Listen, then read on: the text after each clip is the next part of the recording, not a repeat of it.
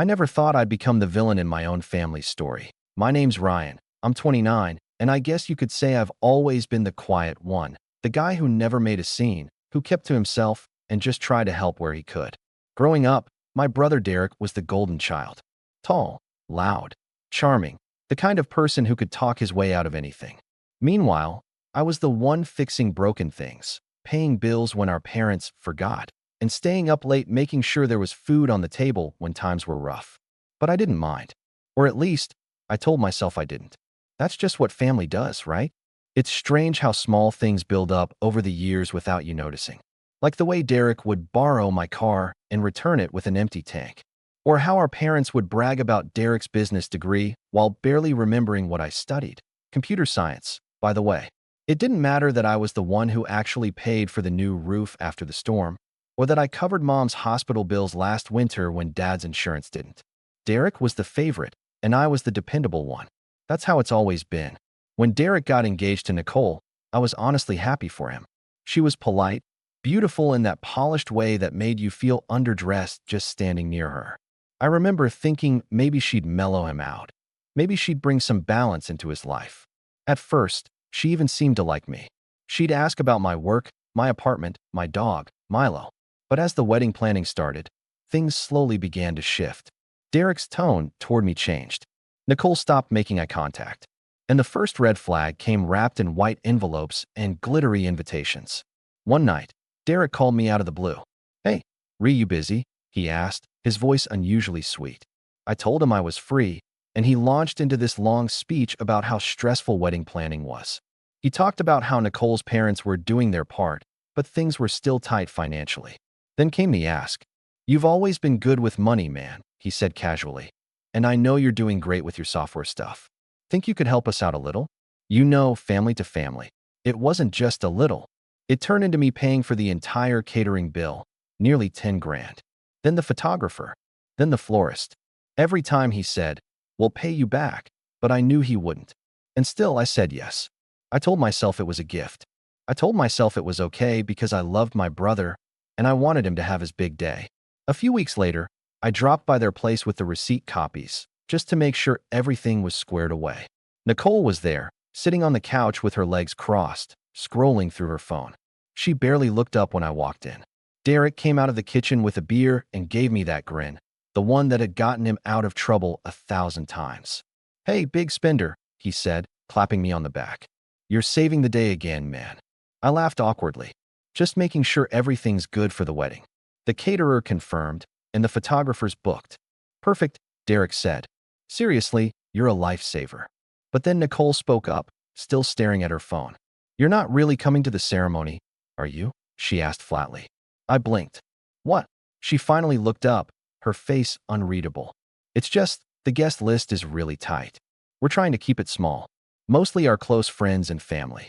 I glanced at Derek, expecting him to laugh or say she was joking. But he didn't. He just rubbed the back of his neck and said, "Yeah, about that. It's kind of a high-end event, Ree. A lot of Nicole's family are, well, wealthy. And we just want to keep things, classy." I felt my stomach drop. "Classy? I'm your brother, Derek." He sighed like I was being difficult. "It's not about that. It's just, look, you're great, but you can be a little awkward in crowds, man. And I don't want anyone to feel uncomfortable." That hit harder than I expected. I stood there, feeling stupid, holding an envelope of receipts like some unpaid intern. Nicole smiled faintly and said, "You understand, right? It's nothing personal." I swallowed, my throat dry. "Yeah," I muttered, forcing a laugh that didn't sound right. "Sure, nothing personal." I left before I said something I'd regret. But the words replayed in my head the whole drive home. Classy, awkward, uncomfortable. I kept thinking about all the times I'd helped him. The car loans, the rent I covered when he lost his job, the times I defended him to our parents when he messed up. And now, suddenly, I was an embarrassment. 2 days later, Mom called. "Honey," she said softly, "Derek mentioned you weren't coming to the wedding. Is that true?" "Guess so," I said. "Oh, sweetheart," she sighed. "You know how he is. He just wants everything perfect. Nicole's family is particular." "Particular," I repeated. "Mom, I paid for half that wedding." "I know," she said quickly. "And he's grateful. He really is. But you know how Derek gets when he's nervous. Maybe just let it go this once. That was the moment something in me cracked. It wasn't anger, not yet. Just this hollow kind of realization that no matter how much I gave, I'd always be the background character in their story. The invisible support beam holding everything up, but never seen, never appreciated. I tried to let it go. I told myself it wasn't worth the fight. But when the actual invitation list came out online, all over social media, all smiles and champagne flutes, and I saw people I barely knew tagged in posts, people Derek hadn't spoken to in years, I felt something twist inside me. Because there they were, all of them, laughing about the event of the year, and I was sitting at home, watching it unfold like I didn't exist. Then came the text. Derek sent it the night before the wedding rehearsal. Hey bro, no hard feelings, okay? Thanks again for everything. Really, just know your place. Man, this isn't your scene. Know my place. I stared at that message for a long time, my hands trembling. For years I'd kept my head down, thinking loyalty and humility meant doing the right thing. But maybe, just maybe, it was time to stop being the dependable one. Maybe it was time they learn what happens when the background character walks off the stage. And as I sat there, something in me started to shift, quiet, steady, and cold. That was the night I made my decision. I didn't sleep that night. I tried. But every time I closed my eyes, I saw Derek's smug face and those words flashing across my screen, know your place. It looped in my head like a broken record, getting louder each time until it was the only thing I could hear. I'd never felt that combination of anger and sadness before, like a part of me had been quietly dying for years, and I'd just noticed it for the first time. The next morning, I woke up to a flood of social media posts from my family. Pictures of Derek and Nicole at their rehearsal dinner, arms around each other, smiles plastered across their faces. My parents were there, of course. Mom in a new dress she'd mentioned wanting for months, but claimed she couldn't afford. Dad laughing like he didn't have a care in the world. Even our cousin James, the one who hadn't spoken to us in 5 years after that fight over Grandma's inheritance, was there, tagged in a group shot titled Family Forever. I stared at that caption until the words started to blur. I wasn't angry that they were having fun. I was angry that I'd been erased. Not forgotten, erased. Like they'd all decided, quietly, that I didn't belong in their picture-perfect fantasy. Later that day, Mom called again. Her voice was bright, a little too bright. Hi, honey. Just wanted to check in. Everything's so beautiful here. The venue's perfect. Oh, Nicole picked the most stunning floral arrangements. You should see them. I tried to sound casual. Yeah, I bet. Must be nice. She hesitated for a moment. You sure you don't want to stop by, just to say hi before the ceremony? You don't have to stay long. I wasn't invited, Mom, I said flatly. She laughed nervously. Well, yes, but I'm sure nobody would mind if Nicole would, I interrupted. And Derek would back her up. We both know that. There was a silence on the other end. Then she said softly, You're a good brother, Ryan. I hope you know that. I hung up before I said something that would ruin whatever illusion she was clinging to. That night, I went through my receipts. Caterer, photographer, florist, venue deposit. I'd paid for all of it. Every major piece of the puzzle that made their wedding possible. And yet, I wasn't even allowed to sit in the audience. The irony wasn't lost on me. I was the one funding their dream, and somehow, I'd become the embarrassment. I told myself again to let it go. That maybe Derek was just nervous, and maybe I was overreacting. But that illusion shattered 2 days before the wedding when I got a call from the florist. Hi, this is Anna from Bloom and Vine, she said cheerfully. Just confirming the final arrangements for Saturday. I wanted to verify the delivery address with you. I frowned. Oh, that should go through Derek or Nicole. I'm not really involved anymore. There was a pause. Well, they said you were the point of contact. You did book and pay for everything under your name. I hesitated. Right, I did. But they're handling the event now. You can go ahead and confirm with them. Actually, she said carefully, I tried. Nicole told me there must have been a mistake, that she'd already canceled with us weeks ago. But we never received a cancellation, and the deposit's non-refundable. So, I just wanted to make sure you knew. My heart dropped. Wait, she said what? That the order wasn't needed. That you must have overstepped and ordered something they didn't approve. I felt my jaw tighten. No, they approved it together. Every single detail. She sighed. That's what I figured. Look, I'm sorry you're dealing with this. You seem like a nice guy. But You might want to clear things up soon." When the call ended, I just sat there, staring at the wall. My own brother was not only cutting me out of his wedding, he was rewriting the story to make me the problem. I started digging through my messages with Derek. Dozens of texts about the catering, the menu, the photographer's deposit. And then, tucked in the middle of all of it, a text from him from a week ago that I hadn't really noticed before. "Nicole thinks we should put everything under her name now, just for organization. You cool with that?" I'd replied automatically at the time, "Sure, whatever works." That was my mistake. It wasn't just that I'd paid for everything. It was that I'd handed over control to someone who clearly had no respect for me. And now, I was starting to realize just how deep the disrespect ran. 2 nights before the ceremony, Dad stopped by my apartment. He rarely did that. He stood awkwardly at the door, holding a small bottle of whiskey and forcing a grin. "Mind if I come in?" I nodded slowly and stepped aside. He sat down on my couch and poured 2 glasses. "You know," he said after a moment, "your brother's got a lot on his plate. Big day, lots of pressure." I took the glass but didn't drink. "He's under pressure, so he tells me I don't belong at his wedding?" Dad sighed. "You know Derek? He says stupid things when he's stressed, but he doesn't mean it. He told me to know my place," I said quietly. Dad flinched at that. "He said that?" "Yeah." He didn't say anything for a long time. Then he looked down and muttered, "You always were the reasonable one, Ryan. Just don't make things harder, okay? Sometimes it's better to keep the peace." I let out a bitter laugh. Funny, keeping the peace seems to mean letting Derek walk all over everyone. He didn't respond to that. He just stood, finished his drink, and said, "He's your brother, no matter what." Then he left. That was the moment I realized I was completely alone in this. Every single person in my family had chosen to excuse Derek's behavior, to protect his ego instead of standing up for what was right. The next morning, I went for a walk just to clear my head. The city felt different, quieter somehow, like it was holding its breath. As I walked past a bakery, I saw a couple picking out a wedding cake, laughing as they tasted frosting samples. For a split second, I imagined what it would have been like if Derek had asked me to be his best man. If we'd actually had the kind of relationship people assume brothers have. But that was a fantasy. Derek didn't see me as a brother. He saw me as a tool. And like every tool, once it's served its purpose, it gets put away. That afternoon, I got a text from my cousin James. We hadn't spoken much since the family drama years ago, but he must have seen something online. "Hey man," he wrote, "saw your brother's wedding plans. Looks crazy fancy. You going?" "Nope," I replied. "Why not? Wasn't invited." There was a long pause, then, "You kidding?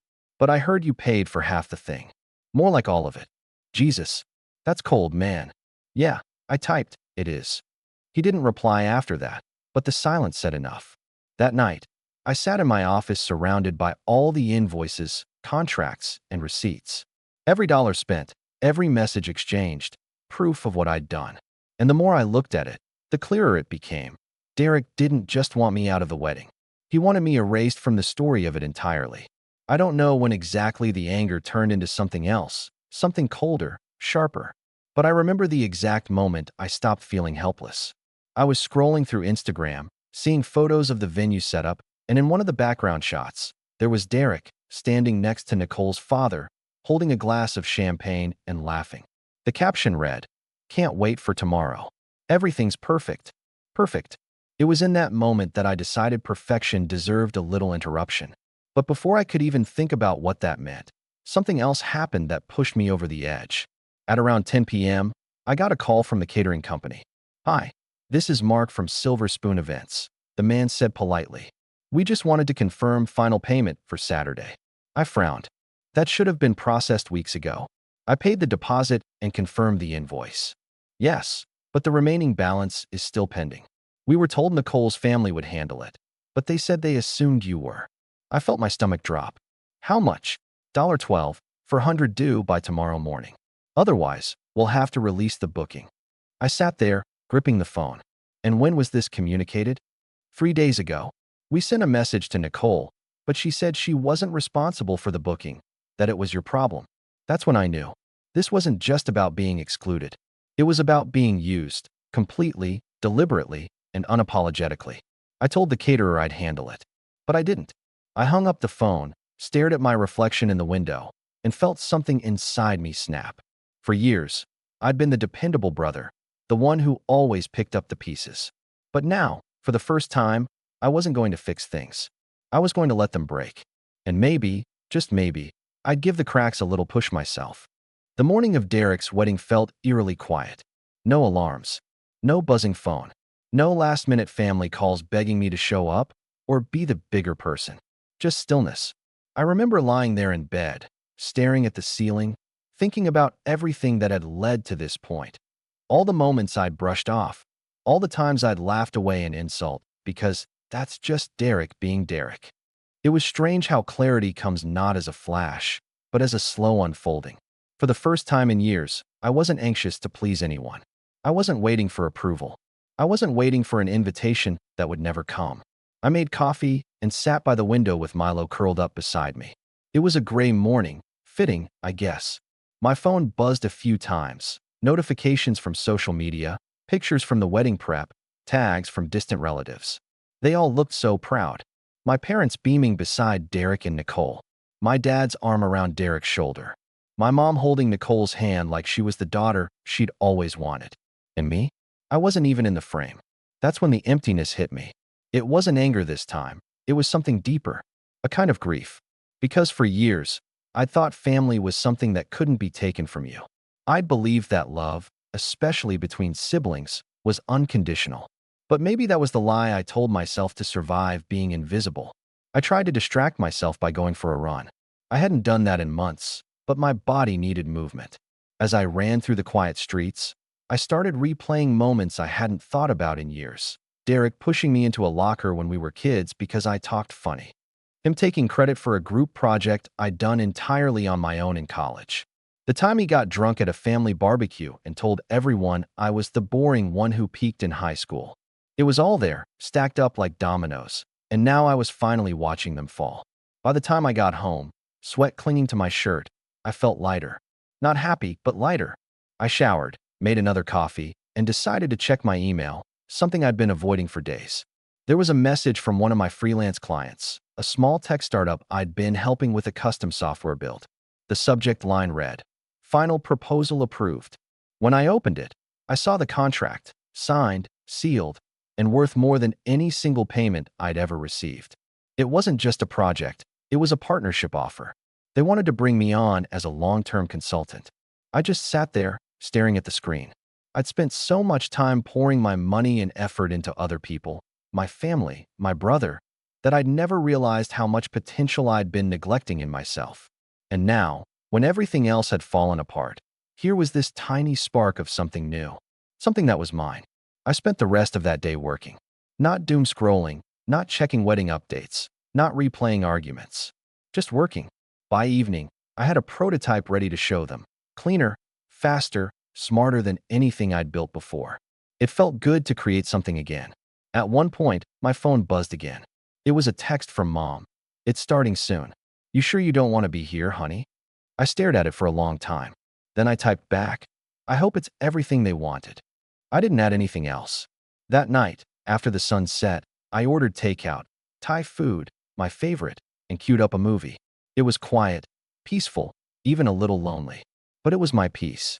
No expectations. No manipulation. No pretending. The next morning, my cousin James called me. I almost didn't answer, but curiosity got the better of me. "Dude," he said immediately, his voice a mix of shock and laughter. "I don't even know where to start." I frowned. "What are you talking about?" "The wedding," he said. "It was a complete disaster." I froze. "What do you mean?" He exhaled. "Man, you didn't hear? The caterers never showed up. The photographer canceled last minute. Even the venue almost pulled out because of some payment issue. They were scrambling for hours. People were leaving before the ceremony even started." I didn't say anything for a while. I could hear him waiting for a reaction. "Anyway," he said, "I thought maybe you knew something about it." Derek looked like he was going to explode. Nicole was crying. "Your parents were running around like they were in a bad sitcom." I swallowed hard. "I didn't know," I said quietly. "Yeah, well," James said, lowering his voice. "Between us, I think it's karma. The way they treated you? I'm not even surprised." After we hung up, I just sat there, staring at nothing. I hadn't lifted a finger, but somehow everything had fallen apart anyway. Maybe it was poetic justice. Or maybe some things collapse under the weight of their own selfishness. Either way, it wasn't my burden anymore. For the first time, I didn't feel guilty. I didn't feel like I had to fix it. I just felt done. Over the next few weeks, I threw myself into my work. The new partnership grew faster than I expected. Within a month, we landed our first big client, a logistics firm that wanted to automate their entire back-end system. I built the prototype myself, coded for hours, and lost track of time in a way that felt good. The kind of good you only get when you're building something that's yours. Meanwhile, my family stayed mostly silent. No calls, no texts, just occasional whispers from distant relatives. Heard things didn't go well at the wedding, or your brother seems stressed lately. I didn't ask questions. I didn't need to. But one evening, about 3 weeks after the wedding, I got a message from Derek. We need to talk. That was it. No greeting, no apology, just that. I ignored it. A day later, he called. I didn't answer. Then Mom called. Then Dad. Then Derek again. Finally, I picked up, mostly out of curiosity. His voice was different, thinner, sharper. What did you do? He demanded. Excuse me. The wedding, Ryan. Everything fell apart. Every vendor said you canceled. The caterers, the venue, even the florist. What kind of sick joke is that? I blinked, stunned. Derek, I didn't cancel anything. Don't lie to me, he snapped. You're the one who booked them. Your name was on all the contracts. That's right, I said calmly. Because I paid for them. Every single one. And you're the one who told them I was no longer involved. There was a silence, so long I thought the call had dropped. Then, quietly, he said, You ruined my life. I almost laughed. You ruined your own wedding, Derek. I just stopped cleaning up after you. He hung up. That night, I sat in my office again, watching the city lights flicker through the blinds. For years, I'd been the guy holding the safety net. Every time Derek stumbled, I caught him. Every time he burned a bridge, I built a new one for him. But this time, I let him fall, and watching him finally face the consequences didn't feel cruel. It felt fair. Still, I couldn't shake a weird feeling. Not satisfaction, not guilt, but something in between. Like I was standing on the ashes of something that used to mean something, wondering if I'd ever wanted to see it burn in the first place. But life moved on. My business grew. I hired 2 employees. We rented a small office space downtown. The first time I walked in and saw my name on the door, Ryan Harris Software Solutions, I almost laughed. It felt surreal. For so long, I'd been the forgotten brother. Now I was running something real, something that couldn't be taken from me. Then one afternoon, as I was reviewing client proposals, I got a knock on my office door. When I looked up, I saw my mother standing there. She looked smaller somehow, tired maybe. She smiled weakly. Hi, sweetheart. Mom, I said cautiously. What are you doing here? I just wanted to see you, she said. We haven't talked since the wedding. I finished for her. She nodded, sitting down across from me. Your brother's been having a hard time, she said softly. He and Nicole, well, they're separated now. Things have been tense. I stayed quiet. He's not sleeping. He keeps saying everything went wrong because of you. I sighed. Because of me? I didn't do anything. I know, she said quickly. I know you didn't. But he's angry. Lost. And your father, and I just want peace. Peace. I repeated, my voice flat. You mean you want me to make him feel better about what he did? She looked down at her hands. He's your brother, Ryan. I met her eyes. He's also the man who told me I wasn't good enough to sit at his wedding after I paid for it. Her eyes filled with tears. I just don't want this family to break apart. I leaned back in my chair and looked at her, really looked at her. The woman who had always chosen comfort over confrontation. The one who'd taught me to keep the peace, even when it meant swallowing my pride. Maybe, I said quietly, it already has. She didn't respond.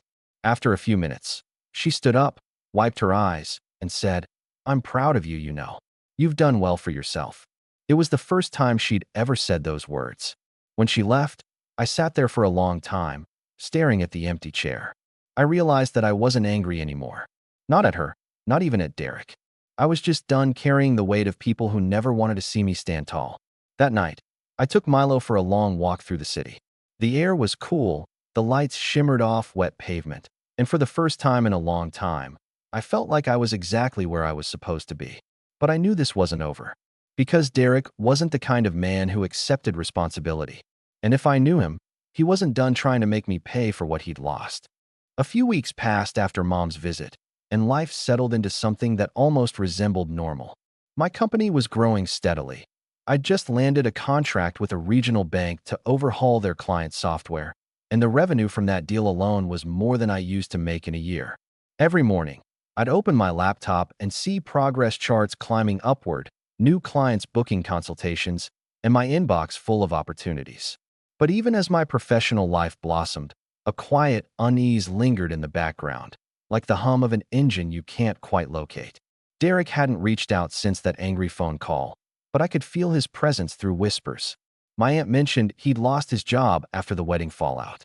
Apparently, his boss had attended the ceremony, witnessed the chaos firsthand, and wasn't impressed by how he handled it. Word spread fast in their industry, and Derek's perfect image took a serious hit. Nicole, meanwhile, had moved back in with her parents. The separation was official now, though she still posted pictures of herself smiling in designer clothes with vague captions like, "moving forward." The irony wasn't lost on me. She was moving forward while Derek was sinking deeper. Part of me felt sorry for him. But another part of me, the part that had been humiliated, used, and discarded, couldn't help but think, maybe this is the universe balancing the scales. Still, I stayed silent. I didn't gloat, didn't message him, didn't mention it to anyone. I just focused on my own path. But deep down, a small, dark thought was beginning to take shape. Not out of pettiness, but out of clarity. Because I finally understood something crucial, Derek would never change. He would never apologize, never take responsibility, never stop trying to drag me down to his level. The only way to truly move on was to make sure he couldn't hurt me or anyone else again. That realization came to me one night when I ran into an old family friend at a networking event. Her name was Lauren, and she used to babysit for us when we were kids. She was in real estate now, managing luxury properties in the city. We caught up over coffee, and she laughed when I told her about my software business. "You always were the quiet genius," she said. "And Derek, well, he was the showman." I smiled faintly. That's one way to put it. Her tone softened. "I saw what happened online with his wedding. I can't imagine how that must have felt." I shrugged. "It taught me a lot." "Well," she said, leaning in, "if you ever need a favor, I know a few people who'd be happy to work with someone like you." That sentence stuck with me, someone like you. For years, I'd been treated like a background extra in Derek's life. Now people were seeing me for what I was, capable, steady, and not to be underestimated. A week later, while reviewing proposals in my office, I got an email from one of Lauren's contacts, a mid-sized event management company looking for tech solutions for their booking and vendor coordination system. The irony made me laugh out loud. After everything that had happened with Derek's wedding, here I was, being asked to design a platform that prevented exactly the kind of disaster he'd lived through. I accepted immediately. The project required me to analyze how existing systems failed: miscommunication between clients and vendors, late payments, poor transparency. I dove deep into the logistics side of the event industry, and the more I learned, the more I realized how much influence I could have over it. I was no longer just building apps. I was creating a framework that could make or break entire operations. And that's when the idea came. It wasn't a lightning bolt moment, more like a slow, deliberate tightening of gears in my mind. A plan forming one cog at a time. Derek had always thrived on image. He lived for social validation, the expensive suits, the handshakes with important people, the performative charity posts. Even after his wedding disaster, he was already trying to rebuild that image, posting motivational quotes about resilience and starting fresh. He was even hosting small business workshops at local community centers, acting like a mentor for young entrepreneurs. That's when I realized he was setting himself up for another rise, one built on lies, again. And I knew exactly how to pull the rug out from under him. First, I started watching quietly. Derek wasn't exactly discreet. He posted updates about his consulting firm, which, from what I could tell, was just him freelancing out of his apartment and pretending it was a company. He bragged about new clients, but none of the details added up. Fake partners, inflated numbers, polished images hiding hollow results. Classic Derek. I began documenting everything. Screenshots, timestamps, claims that didn't match reality. I even reached out to a few of the companies he mentioned working with under the guise of professional networking. Most of them hadn't heard of him. A few remembered brief email exchanges that went nowhere. The pattern was obvious. Derek was faking it, hoping to make it. I didn't plan on ruining him, not yet. But I wanted the truth ready for when he tried to cross a line again. Because with Derek, it was never if, only when. And right on cue, he reached out. It was a Tuesday morning when his name flashed on my phone. Against my better judgment, I answered. "Ryan," he said, his voice suddenly calm and collected, as if none of the past year had happened. "Hey man, how've you been?" I leaned back in my chair. "What do you want, Derek?" He laughed, a forced sound. "Can a guy just call his brother? Not when that guy only calls when he needs something." He paused, then sighed. "Okay, fine. You're right. Look, I've got a business proposal. You're killing it in tech. I'm rebuilding my consulting firm. Maybe we can help each other out. I've got clients who need software solutions, and I can direct them to you. Win-win." I could almost hear the smirk through the phone. He was trying to sound generous, like he was offering me a favor, when in reality, he was probably desperate. "I'm not interested," I said. "Come on, man. Don't be like that. We're family." I laughed quietly. "Family? You remember that word now." There was a pause. "I made mistakes, okay? But we can make this right." I said nothing. Then his tone hardened. "Look, you can keep holding a grudge, or you can make some serious money. Your call." I didn't respond right away. Instead, I said, "Send me your proposal. I'll look at it." I had no intention of partnering with him, but I wanted to see what he was building. When his email came through later that day, it was almost exactly what I expected. A flashy pitch deck full of buzzwords and vague promises. Strategic partnerships. Cutting-edge consulting. Legacy growth strategies. No real substance. But one thing caught my eye. A list of collaborative projects featuring companies I actually knew. And all of them were inflated or entirely fabricated. Derek was trying to use my reputation to legitimize his lies. That's when my patience ended. If he wanted to play games with perception, I'd make sure the truth hit him where it hurt: his reputation, his pride, and his sense of control. I started reaching out to contacts quietly. Lauren, a few people in the event industry, even one or two of Derek's supposed partners. I didn't say much, just asked the right questions, dropped the right hints. Within days, word began to spread that Derek's business might not be as legitimate as it seemed. Meanwhile, I made another move, subtle but powerful. I finalized and launched my event coordination platform under my company's name. It automated everything Derek's wedding had failed at: vendor tracking, contract verification, payment scheduling. It was efficient, transparent, foolproof. And I made sure it was marketed heavily in our city. The timing was perfect. Derek's firm had been pitching to a handful of event organizers, hoping to rebuild his professional image. But when they discovered my software, one that prevented the kind of chaos Derek's wedding was infamous for, they started distancing themselves from him. And I didn't have to lift a finger publicly. The truth spoke for itself. Still, I wasn't done. Not yet. Because part of me wanted more than just to see Derek's business fail. I wanted him to understand, to finally look in the mirror and see what he'd done. So I waited. And sure enough, about a month later, he called again, this time sounding desperate. "Ryan, please," he said. "You're ruining me." I didn't respond right away. I wanted to hear him say it again. "I don't know what you did," he continued, "but people are dropping contracts left and right.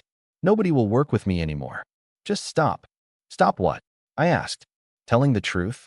He sighed, his voice cracking. "You got what you wanted, okay? I'm done. I'll apologize, whatever you need. Just help me fix this." For a long time, I said nothing. Then, quietly, I asked, "Do you remember telling me to know my place?" He hesitated. "Ryan, guess what?" I said. "I finally do." And I hung up. That night, I didn't feel the rush I expected. No satisfaction, no triumph. Just a deep, steady calm. The kind that comes when you stop being someone's victim and start living on your own terms. But even as peace settled over me, I couldn't shake the feeling that this wasn't the end. Derek was cornered, and a man like him doesn't stay quiet when he feels powerless. And sure enough, not long after that call, I started hearing whispers again, that Derek was talking to my clients, trying to undermine me. That's when I knew the final act hadn't begun yet. It was time to stop defending myself and start writing the ending my way. When I finally pulled the trigger, it felt less like triumph and more like clearing the air. I didn't smash anything or plot a cinematic takedown. Everything I did was quiet, factual, and surgical, the way I'd always preferred to do things. Evidence first, theatrics never.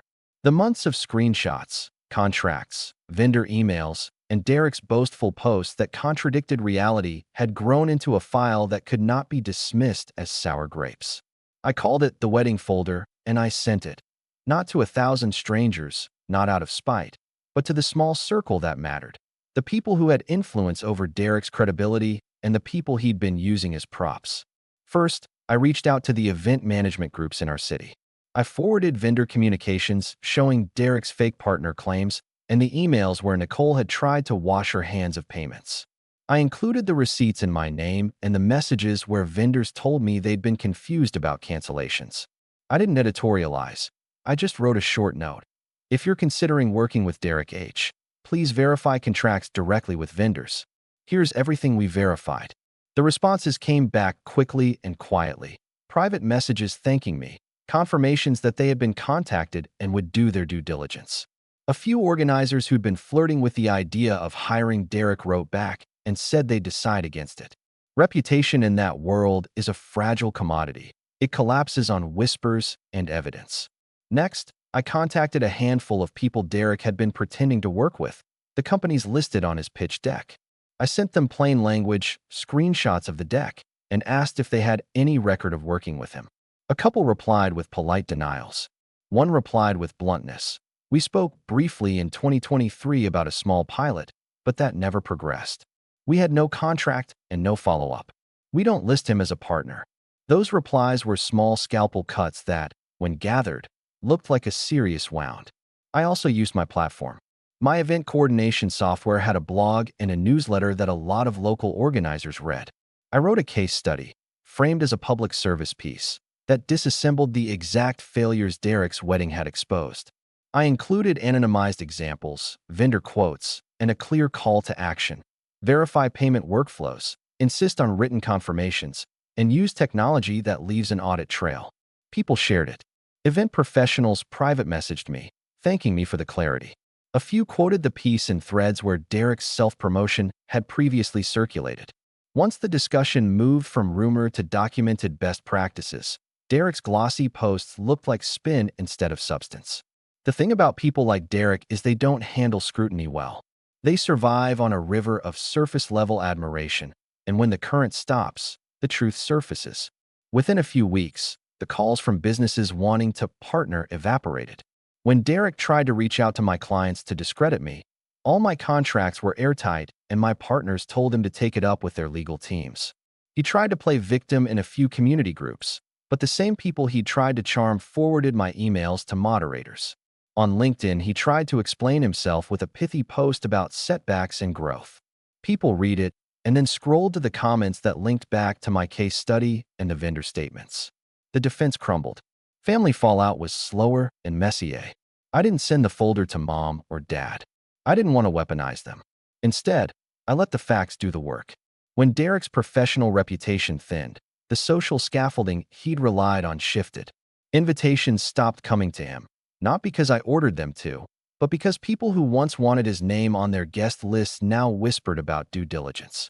Our parents tried for a while to smooth things over as if nothing had changed, but my mother's visits grew less frequent and her apologies more real. She came by my office one evening, eyes tired, and said, "I should have seen it, Ryan. I'm sorry." I told her I'd take the apology, but I couldn't pretend nothing had happened. Dad was stubborn in his defense at first, but when his colleagues started asking him awkward questions, "Is Derek still consulting?" his position shifted. He stopped defending tidy facades and started listening. Derek's last attempts at salvaging his image were the most pathetic. He organized a leadership breakfast at a community center and asked people he barely knew to come. I went, not to humiliate him, but because he'd invited the one audience that still mattered to him, the people who might give him another break. He stood on a folding stage, wearing a suit that didn't quite fit, and started his presentation about resilience and branding. I sat near the back, recorded the talk, and waited. Halfway through his spiel, I asked for the microphone. I wasn't loud. I was quiet and direct, the way I always am when I want to be heard. I explained, calmly, that I didn't want to ruin anyone's career. I wanted to protect vendors and clients from the kind of confusion my brother had caused. I showed the receipts, the emails, and the message where he'd told me to know my place. I showed the audience the deck he'd been circulating with fake partners, and then I played the voicemail where he begged me to help him after he lost contracts. I let the sequence play without comment. The arc told itself. People in the room exchanged looks. A few organizers I'd worked with stood and corroborated parts of my account on the spot. When I finished, Derek sat there, face pale. He opened his mouth twice and closed it. The last thing he muttered, less to me than to the room, was, "I made mistakes." There was no theatrical breakdown, no epic apology. Just the brittle sound of a man finally, reluctantly accounting for the truth. There were consequences. Derek lost the few remaining gigs he had. A former client terminated a small retainer when they saw the documentation. He had to explain to friends and acquaintances why his narrative didn't hold up. Nicole's posts about moving forward stopped appearing for a long while. Family gatherings became quieter. Some relatives chose sides. A handful, like James, apologized and began to act like allies. Others retreated. That part hurt, but not like the humiliation had once hurt. It was inevitable. As for me, the fallout was strange and freeing. I lost some distant relatives who preferred the comfort of old stories over new truths, but I gained something I hadn't allowed myself to value for years: space. My company grew steadier. I hired more people. I found myself saying no to projects that didn't align with my values. People who once overlooked me began to consult me because they respected how I ran things, not because I was cheap labor or a means to an end. The money I'd spent on the wedding? I treated it like the last contribution I'd make to a family that had taken more than it gave. I didn't expect repayment. I expected a lesson, and that's what I got. Derek showed up at my office once, months later. He looked smaller than I remember. He didn't ask for money or for a job. He asked for a conversation. We sat in my conference room, the city humming beyond the glass, and he said, "I'm sorry, Ryan. I was selfish. I used you." He didn't ask for absolution. He didn't try to charm me. He just said the words in a voice that sounded like it had been worn down. I believed him in a way, not because I thought he'd transformed into a new man, but because the man I had once known was finally admitting the truth in public. For the first time, accountability came without excuses. I forgave him because holding on to the anger felt heavier than letting it go. Forgiveness didn't mean reconciliation. It didn't mean we were going to be close again. It meant I stopped letting him influence my peace. He had to live with what he'd done and rebuild his life without the safety net he'd taken for granted. I wished him well, quietly, and then I went back to work. The last real fallout came when my mother posted a rare public note on social media, a short, honest paragraph about family, mistakes, and learning. People commented, some supportive, some skeptical.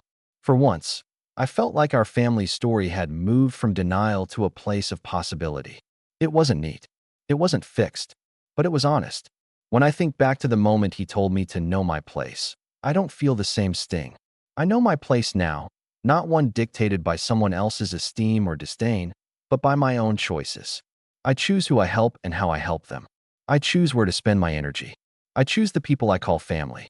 The wedding receipts are gone, filed into a cabinet that holds the lessons I don't plan to repeat. Derek has his path. I have mine. We don't have the kind of brotherhood I once imagined, but we have something truer: boundaries. The last time I saw him, he hugged me like two strangers might, brief, polite, measured. No grand reconciliation, no cinematic forgiveness. Just two men who had learned what honesty costs. As I closed the door behind him, Milo jumped up on my lap, warm and uncomplicated, and I let out a breath I didn't know I'd been holding. Family isn't always tidy. Sometimes it's a collection of apologies, missed chances, and hard-won respect. But in a world where people often ask you to know your place, I finally found mine, and it was front and center.